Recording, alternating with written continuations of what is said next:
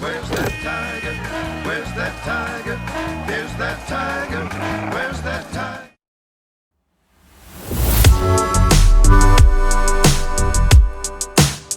Hey there, Retro Games fans. This is Andy C from Piece of 8-Bit. Happy New Year to all of you. Hope you had a lovely festive break and a Happy New Year. Yes, it's time for me to get right down to it.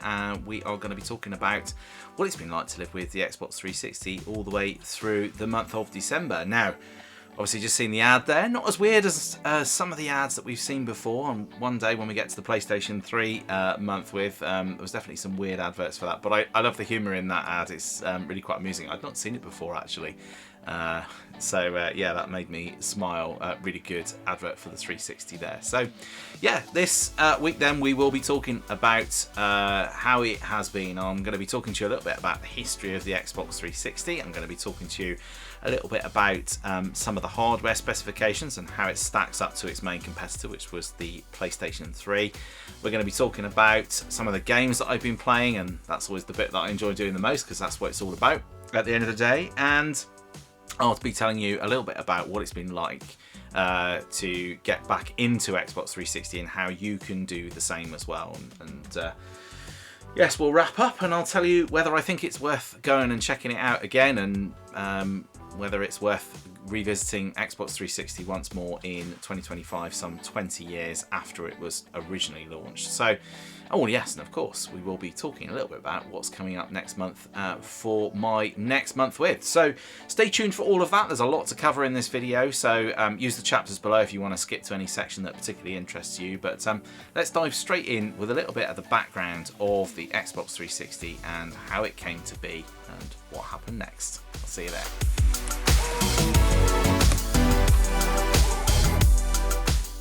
Alright, so let's talk a little bit about the Xbox origins then. So it was originally announced in May 2005 at a big PR event hosted by Elijah Wood, in fact, and then launched later on in the year in November in the US in 2005, and slightly later, we didn't have to wait too long in Europe and Japan. We only had to wait till December for those to come out, so plenty of time for the festive period. And I imagine that many of you out there will have received an Xbox 360 in your stocking from Santa.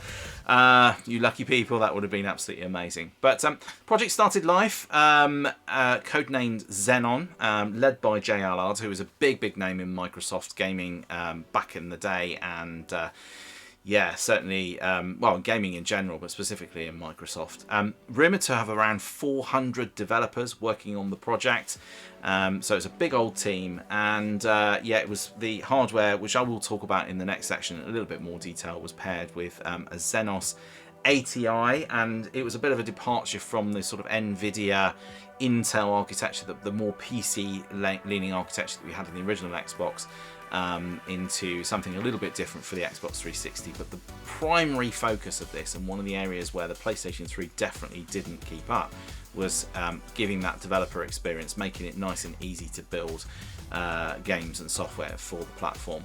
And that meant that when it launched, it had 18 launch titles, which is something that we would be somewhat envious of nowadays. I'd love to see 18 launch titles, including things like Call of Duty 2 and Project Gotham Racing 3.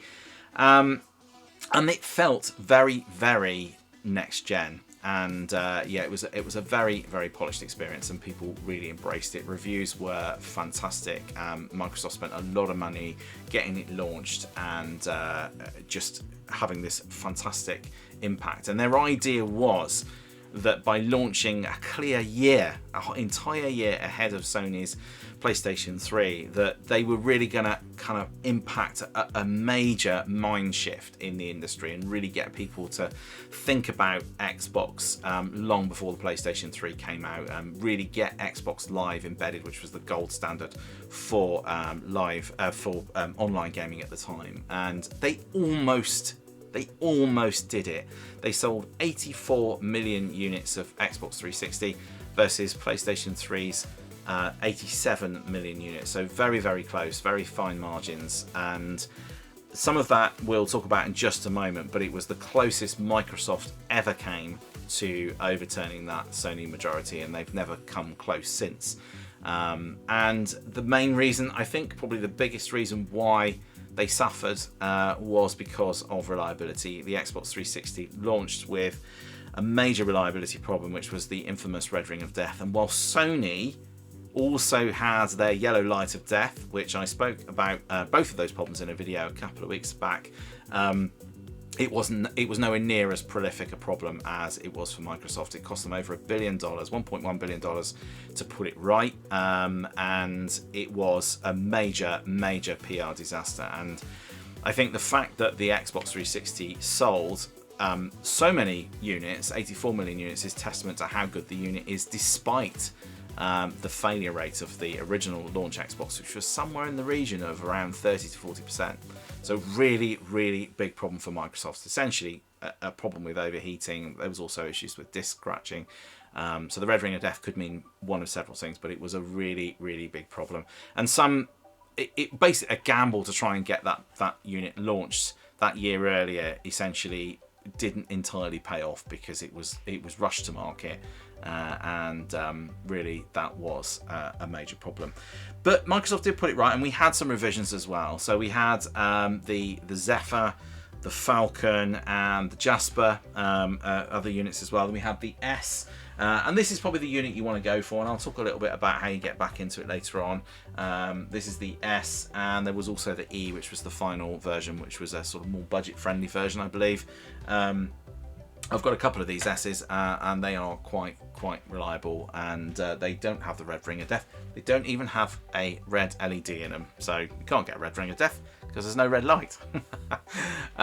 So there you go. So that's a little bit of the background of the Xbox 360. So what we're going to do now is we're going to talk about this in terms of the hardware, and I will see you in the next section.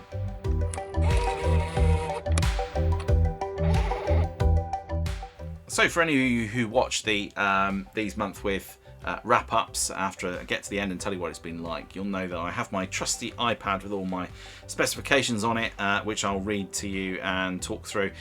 Now, quite often we've seen some unusual things where we've seen a really wide a chasm in terms of specs, and it doesn't always follow that the most highly spec'd units will be the best selling, or even indeed the best units. But this is quite interesting because the PlayStation 3 and the Xbox 360 are quite closely matched actually in many ways, and they both had their advantages and disadvantages, and I think really a lot of it came down in the end to that problem with reliability, and also just the sheer momentum that Sony has in the gaming space, and still does to this day. So I'm going to go through these specs with you, talk a little bit about them, and yeah, we can have a look at some comparisons.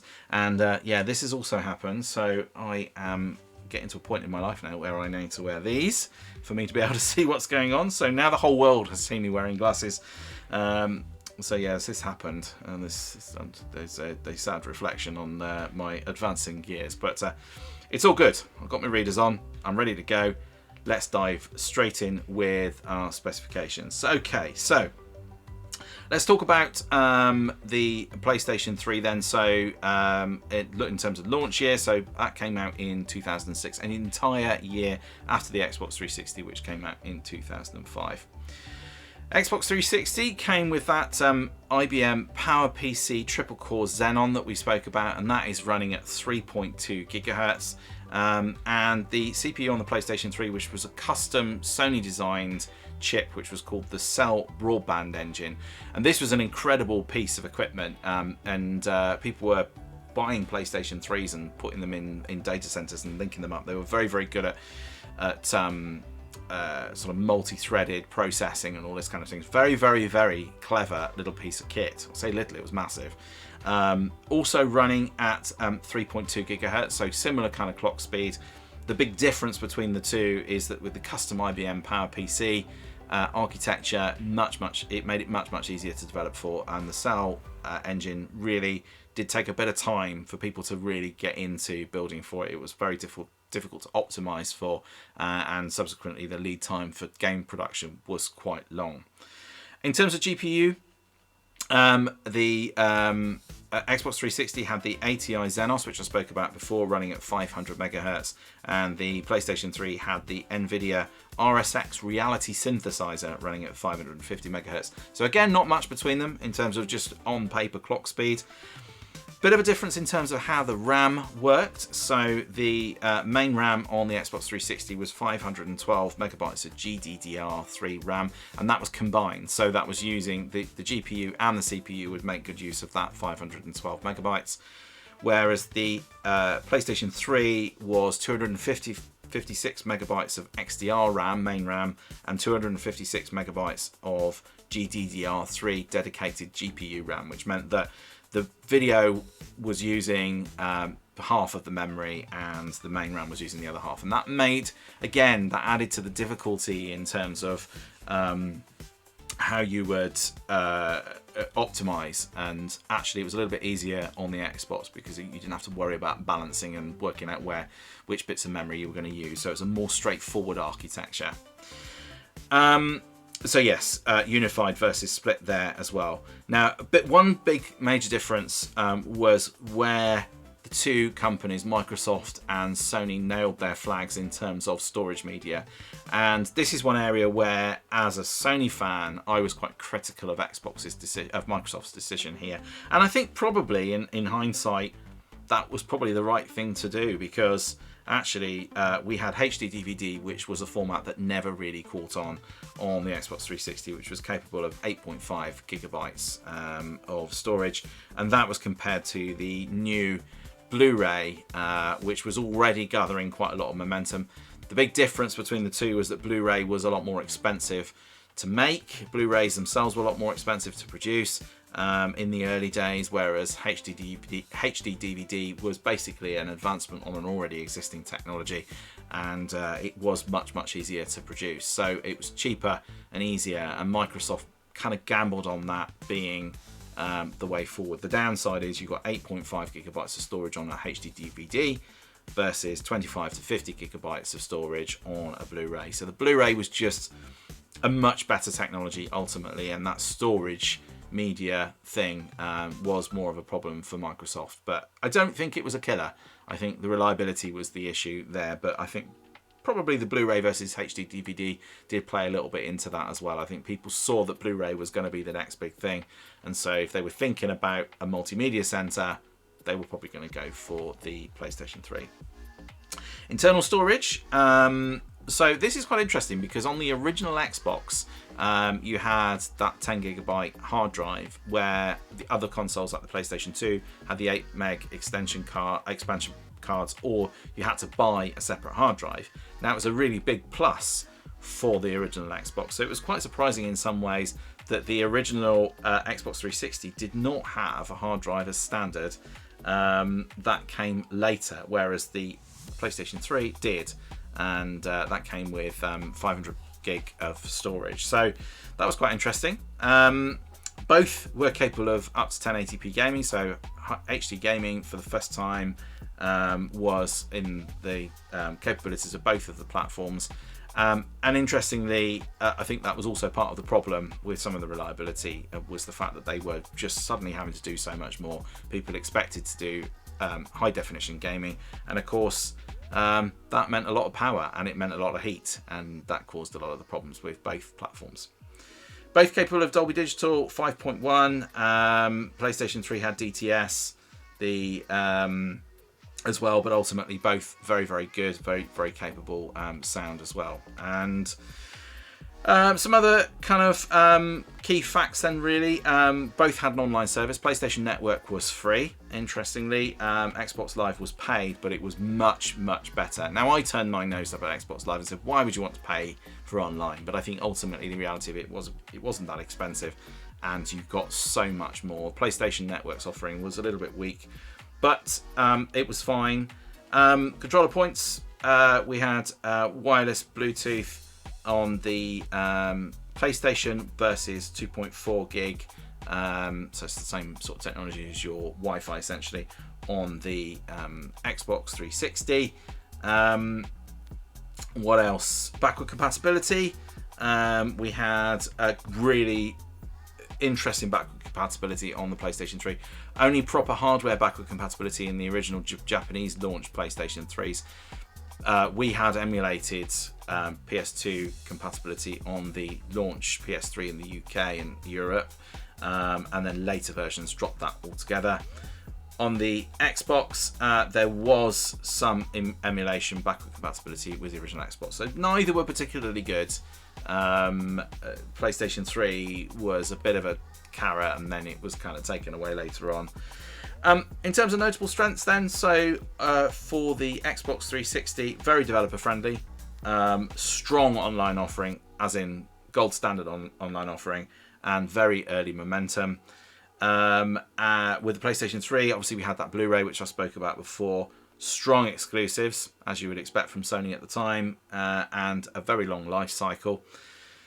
Notable weaknesses, well, we've already spoken about it. The red ring of death, reliability issues were just a really, really big problem for Microsoft and the Xbox 360. A real shame there. And on the PlayStation 3 side, notable weaknesses include that complex architecture, and it had a very high launch price as well. It was quite expensive to buy new. And of course, it wasn't without its own reliability issues, albeit much smaller. So there you go. That's a bit of a comparison of the two bits of hardware. Ultimately, quite similar in many ways. Quite, in terms of on-paper specification, but both with their own little foibles and interesting quirks. And I think that much easier to develop for architecture on the Xbox 360 was a real plus for that. And it meant we had lots of really, really good titles, and they could get them out the door fairly quickly. But that reliability, like I said, a real problem for them. And ultimately that, I think, led to Sony winning the 7th generation round. But that's not to say that the Xbox 360 isn't a great little bit of kit. So let's talk now about some of the games that I've been playing throughout December. That will probably then lead us into talking a little bit about what it's been like to live with and how you can get back into Xbox 360 gaming. So let's dive into the games, and I'll see you in there.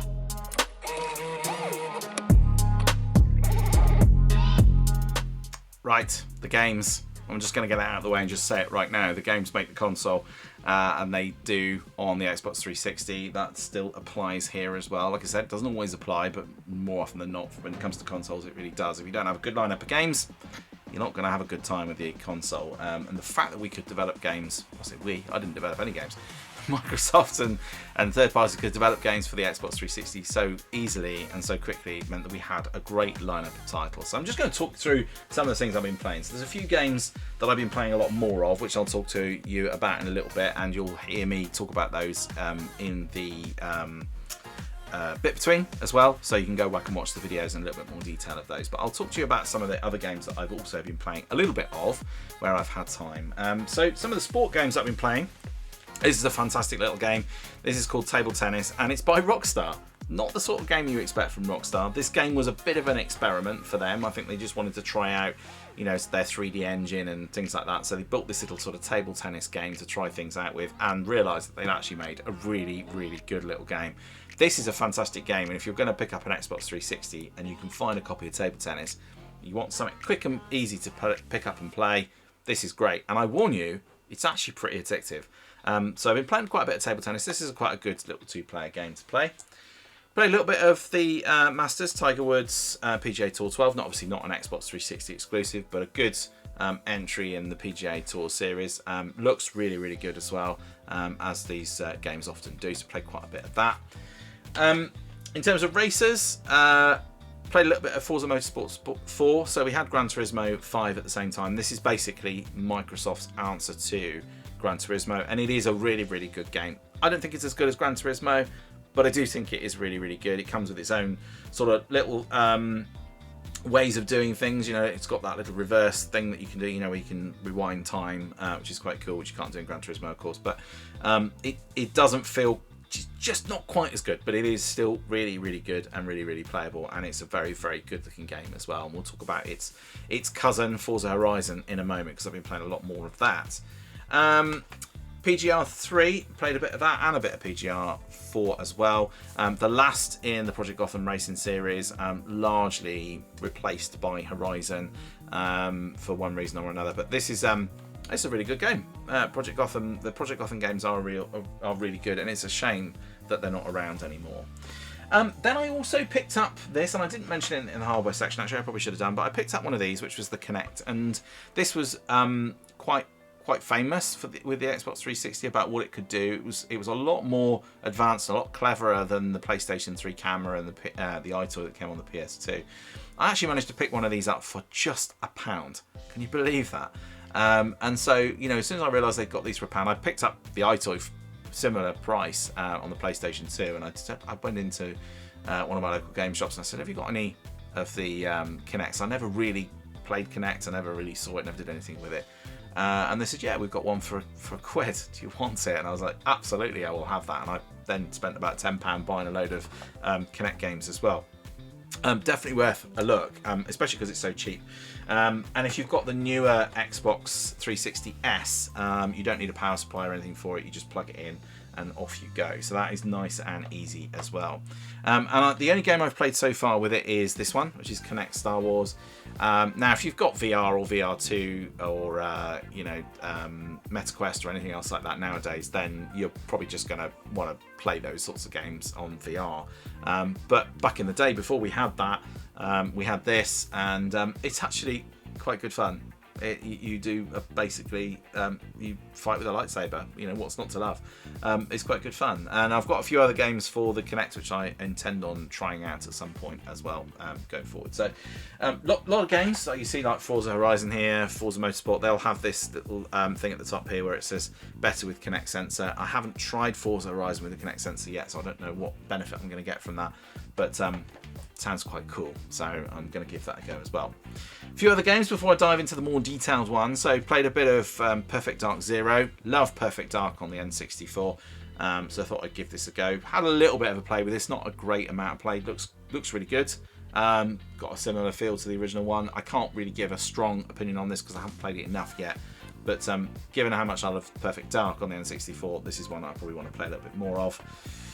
Got recommended this one, which is Crackdown, which is a kind of open world, almost a bit Grand Theft Auto-y, sort of, you play a policeman and you're in an open world, and it seems quite fun. Again, not played it loads, but played a little bit of that, seems quite good. And the other one that I've also played a little bit of, but not loads of yet, is Dead Space. This feels like this might be a really, really good game. I've heard good things about it. Very atmospheric, very eerie horror game as well. So I've got this and two, and hopefully if I can find some time, I might actually give these a proper chance and play them in a little bit more detail. I've got so many games on the Xbox 360 I want to play. I've got the original Alan Wake, which I also want to have a go at. Because yeah, I've just heard loads of good things about it. So some really good games there. So those are the ones I've sort of played a little bit of, not loads and loads and loads.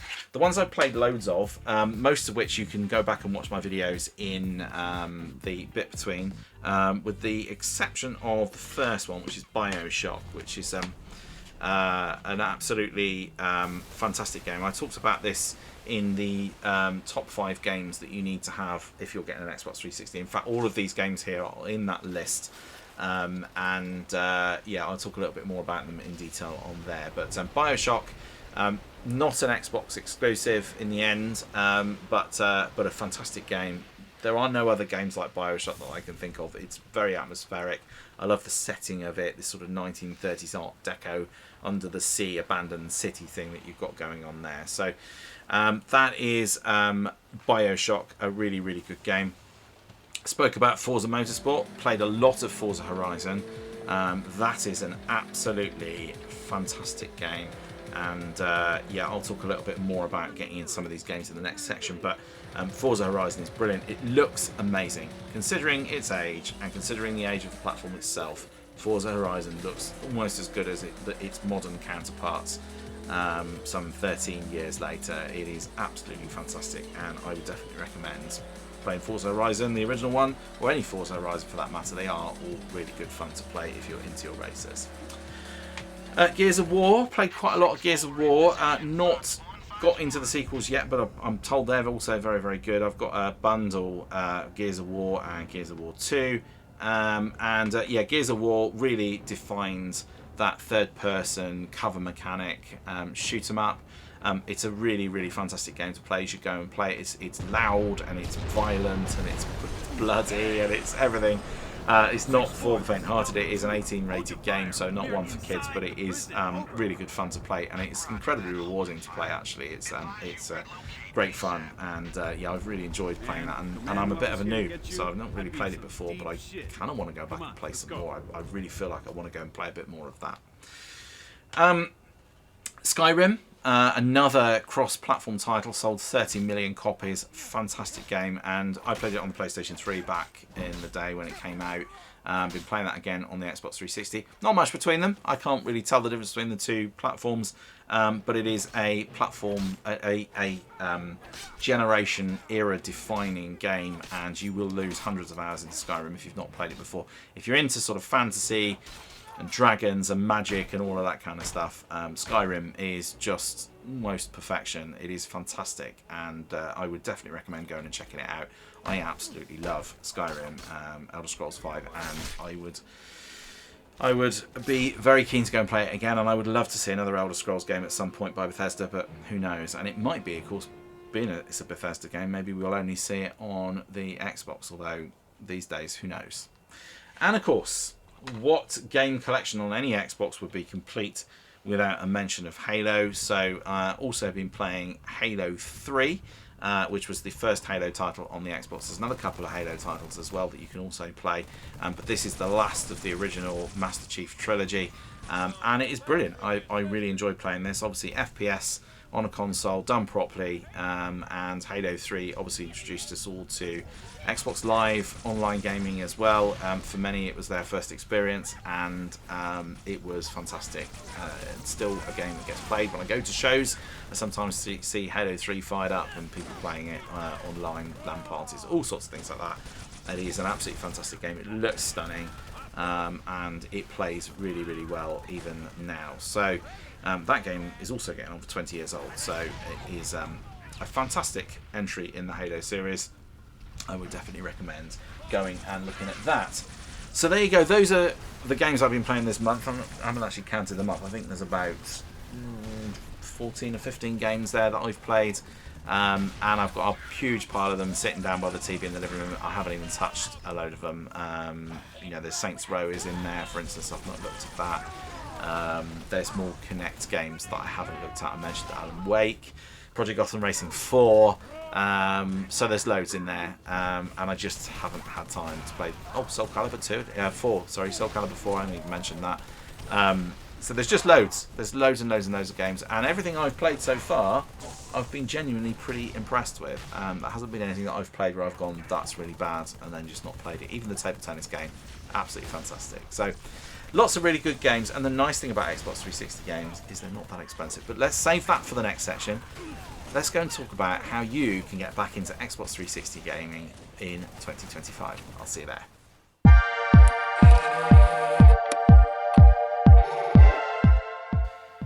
So there you go. That was a big old list of games. I realised that section was about 10 minutes long. There's just so much to play. That's the thing. And so little time. Imagine what it's been like for me. I've been trying to actually play these games and also get a look in on the TV in the living room when I've got the kids wanting to play some other games as well on the Switch 2 and the PlayStation 5. So yeah, it's difficult to try and find some time to actually get in and play some stuff. But I have really enjoyed it. And if you were interested in any of those games that I listed in that previous section, I'm now going to talk to you a little bit about how you can get into Xbox 360 gaming in 2025.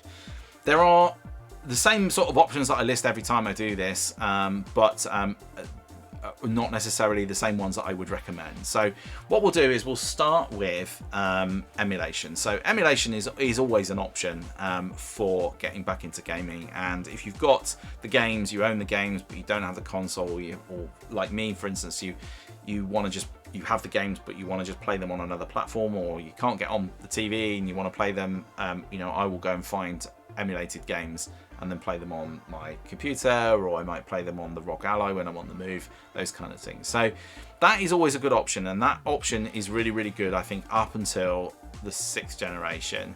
The sort of PlayStation 2 era, you've got PCSX2 and you've got ZMove for the PlayStation 2, and you've got ZMove for the Xbox, you've got the Dolphin emulator, you've got lots of, for Nintendo, you've got lots of good options for emulation, and it works pretty well. For this generation, however, especially for the Xbox, we have something called Xenia, which is essentially an alpha piece of software. It's a great attempt at doing it, and what you got to remember is that a lot of the developers that make these emulators will be doing it in their own spare time, and obviously as the generations go on, they become more complex and there's lots more things to consider. But I would say this: Xenia is buggy and problematic, and I think it needs some more work. So I love the fact that people have taken the time out to build it, but it's not quite where it needs to be yet. And as a result, some games that you play on Xenia are either buggy, or you'll see, when you see me playing Project Horizon, for instance, Forza Horizon, you'll see lots of frame rate dropouts and things like that, and that is just the emulation. So it's tricky. If you've got a Mac, there is no option for Xbox 360 emulation whatsoever either, so you need a PC to be able to do it. So generally speaking, I have found it to be quite problematic trying to emulate Xbox 360 games, and so I would not recommend that as a way of getting back into Xbox 360 gaming in 2025. But we have plenty of other options available to us. Now with Xbox and Xbox Live, or Xbox Game Pass as it is now, there are quite a few Xbox 360 games available, and you can download those onto your, if you've got a Xbox Series X or an Xbox One, you can download 360 games onto there to play, those that are available for you, and there's some original Xbox titles on there as well. So that's a good option. Obviously the choices are somewhat limited, but what is also quite nice is that there are quite a few that are available on remote play. So when I was playing Gears of War, for instance, I was playing that on remote play, so I was playing the Ultimate Edition of that. Now that's not the original 360 version, but it's the same game. Same with Halo, you can go and find the Master Chief Collection, but there are also Xbox 360 specific games that you can go and play remote play, which means that you don't even need an Xbox to be able to do that. You just need a Game Pass subscription, and you can play those on your Mac. You can play them on your mobile device. You can play them on anything. In many cases, some smart TVs will even let you do it. So lots of options for getting into that Xbox gaming in general. But obviously you are limited to whatever Microsoft deem to be the games that they want you to have access to. A lot of big titles in there, but not everything. So that's one option. A lot of the titles like BioShock and Skyrim, obviously you can generally find those. They're cross-platform games anyway, so if you want to go and play those games, you can find those on Steam, you can find them on the PlayStation, so lots of options there as well. So that's the other side of it. Game Pass is a really good resource if you want to get back into some of those old games. And the third one is to go and find yourself an Xbox 360 console. Now I think that now is a really, really good time to pick up a 360. Microsoft have dropped their support for online gaming now, so if you want to play any games that you've got that you've previously purchased, you will need to mod your Xbox 360.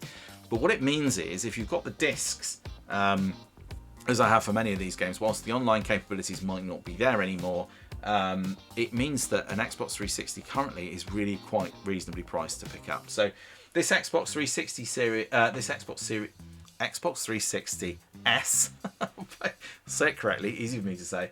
You can pick these up now for about £60 in the UK. I don't know what they would be in other places, like in the US or whatever, but I can't imagine they'd be that much more. I actually have two of these. I got given one, and I bought one. and yeah, it comes usually with the controller and a power supply. Controllers themselves are also pretty cheap to pick up. One thing to look for when you're buying the controllers, so this is a pretty good one here, but quite often the sort of rubber or the plastic on the sticks can wear, so I've got a couple of them where it's kind of all missing. You can usually just buy little covers to put over those. These are pretty robust. Obviously they have the battery packs in them, which is something I never understood why Microsoft did that and why they didn't just go down the Sony route and have inbuilt batteries so you just plug the thing in and charge it. But you can generally buy rechargeable battery packs for these anyway, so it's not that big of a deal. But they're usually pretty cheap.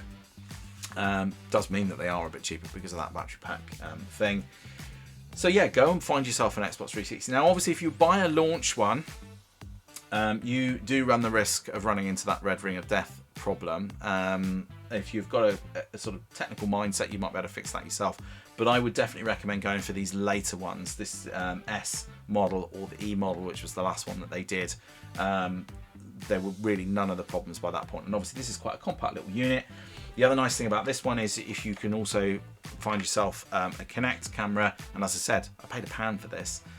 This is a dedicated connection for it on the back. You don't need a separate power supply or anything for it. You can pick one of these up for very little money and you can just pop that on the back and that will just work, which is absolutely fantastic.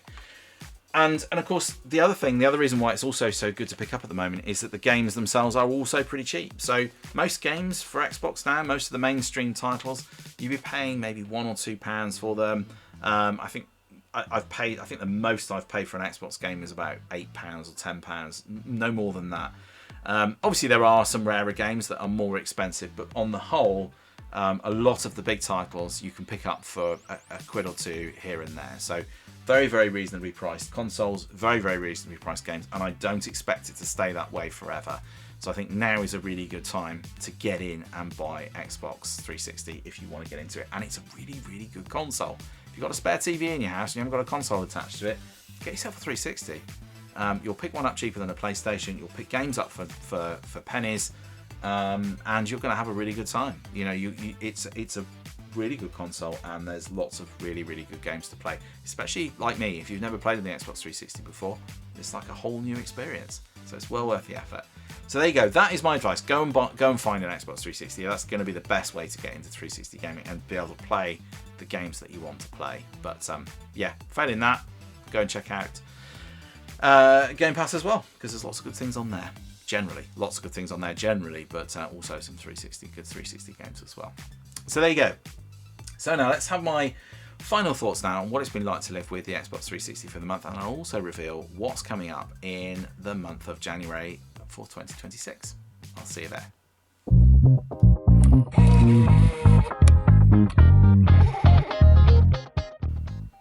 So, what has it been like to live with the Xbox 360 for the last 4 weeks? Well, it's been quite a challenge just trying to get some gaming in. Obviously, we've been on the lead up to Christmas, so I've been doing my Lego build and lots of things going on, and visiting family and wrapping presents and all of those kind of things you do through December, Christmas markets, goodness knows what else. And so it has been quite tricky to try and find some time, but I have managed to carve out some time to play on some games. And obviously I spoke about all of the games in the last section, 5 in particular that I wanted to spend some real time focused on, which are the 5 games that I recommend that you start with if you're getting into Xbox 360 gaming for the first time. And so yeah, those games I wanted to spend a bit more time playing, and I have played a fair bit of them, although I would love to play some more of them. I feel like I've only scratched the surface on every single one, so that has been really, really good.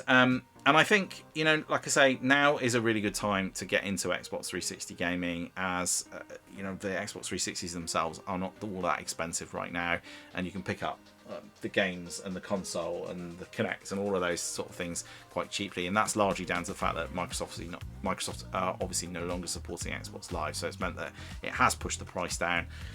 Obviously go find yourself one of the S versions if you're going to go do it, but I personally have really, really enjoyed it. And as somebody who was quite dismissive of the Xbox, the original Xbox and the Xbox 360, especially after the Red Ring of Death thing, you know, I feel somewhat aggrieved with my past self for not really giving it more of a chance, because there are some fantastic games on there. There are some good cross-platform titles as well, which you can go and play if you've got PlayStation 3, or you can go and find. Skyrim is easy to find. BioShock is relatively easy to find. But if you want to go check out Halo, you want to go check out Gears of War, you want to check out Forza, then you've got to get yourself an Xbox, and they're the only places to play it, and they are great games. They are fantastic games, and definitely worth a look. And I would have probably, had I had a bit more time, had I played the Xbox back in the day, they probably would have featured in my top 25 games from the last 25 years, because they are just so good. So there is so much to like about the Xbox 360, and it is just a really, really nice console to play on. It's got a nice user interface. It's just very accessible. And of course, the nice thing is that games on the Xbox 360 just don't look too bad, even by modern standards. Even though the unit is 20 years old, that generational leap has been smaller and smaller as time's gone on. So you can go back and play Xbox 360 games, and they look pretty good. You know, same with PlayStation 3. You know, they look good. They don't, you know, you're not playing a game where it feels clunky, or the controls feel clunky. You know, it feels like a modern game. It feels like a modern console that you're playing it on. So definitely worth a go to have a look at that. I would strongly recommend it. I've really, really enjoyed it, and I think it has surpassed my expectations in terms of what it was like to play on. But yes, obviously, word of warning, go pick yourself up an S. If you do pick yourself up one of the original ones, you are going to run the risk of that red ring of death. So unless you're particularly handy with electronics, I would not recommend going and getting the launch one. Just pick up one of these later ones. Same with the PlayStation 3. Unless you really want a launch one, you wouldn't pick up the original launch one. You'd pick up a Slim or a Super Slim. Same with this. Pick up an S or an E. The later ones, all of the little problems and foibles have all been ironed out, and you're just going to have a good time with it. So there you go. That was the Xbox 360 for December. A great experience, really enjoyable. The question is, what is coming up for next month? Well, we're going back, well, this month now, we're down to January. We're going from the very newest of what I would consider to be retro. So 20 years is generally my where I draw the line. So this is about as new a console as I'm ever going to review on this channel, unless it's a retro-inspired console, of course. We are going all the way back to the early 80s, late 70s, early 80s, and I will be playing on, let me have a drum roll in there. We will be playing on the 2600's biggest rival, which was the Intellivision. Now, this might be a console that you've not heard of before. I have a boxed version of this. This is an original Intellivision console. It is in beautiful condition. I was so pleased when I picked this up, and obviously it's got that 1970s wood panelling on it. It's got these weird controllers that have got inserts on them, so we'll be talking a lot about that. And it is, I'd always planned on doing this for January, but there is something that's coming along which will make getting into Intellivision a little bit more accessible. If you're into your sports games and your retro sports games, Intellivision was the place to go. The Atari 2600 was more about adventure games. This was more about sports games, so we'll have to play a few sports games. I've got a few sitting up behind me up there. And this console is also responsible for my very first gaming memory, so I will do a feature on that as well through the month, and I'll be talking to you a little bit about that and playing that game as well. I think somewhere there's a VR out there from a few months back, so I might just respond to that. But yeah, we'll be talking about my first gaming memory as well on the old Intellivision, and the history of finding out about that as well. So all of that coming up through January, and like I said, there is something coming which by the time this video has gone out, I will have already had, but I will share that with you also very, very shortly as well, which will help you get back into Intellivision gaming, or even look at it for the very first time if that is something of interest to you. So there you go. Mattel's answer to the 2600, the Intellivision, will be my January a month with console. I will be living with this for a month, and I will report back on what that's been like in a few weeks' time. So, also coming up in the channel, I will be having a bit of a retrospective. It's just going to be a bit of a talking heads episode, really, talking about my year in 2025 and the sorts of things I've been getting up to, having a bit of a recap and just reminiscing on some of the things that I've enjoyed doing and the places I've been going and some of the games I've been playing. Also be talking about some of the big events in the gaming world, specifically the retro gaming world, but sort of more generally as well, through 2025. And then we'll be having a bit of a look forward to 2026 and talking about some of the things that I would like to get done, some of the things I would like to do, and some of the things that are also going to be happening, which I'm quite excited for. So all of that coming up. Obviously we'll continue with a bit between. through 2026, the bit between might be a little bit more sporadic, so I'm not always intending on doing them every week.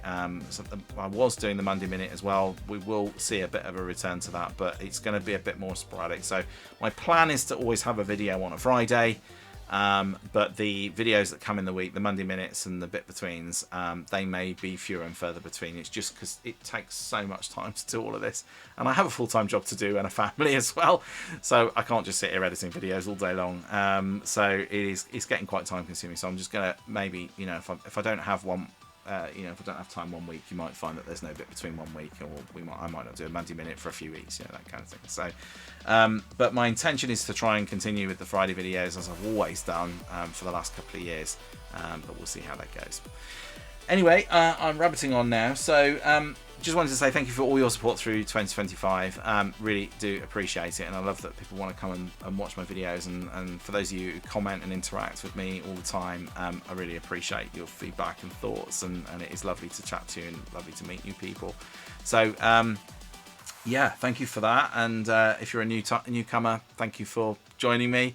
I hope you enjoy my videos through 2026. Other than that, just leaves me to say, please do all take care of yourselves. Thanks for watching. If you do enjoy these videos, please do hit that like and subscribe button. Obviously, like I say, really do appreciate your support. But yeah, that's it for this week. So I'll see you in the next one. Bye for now.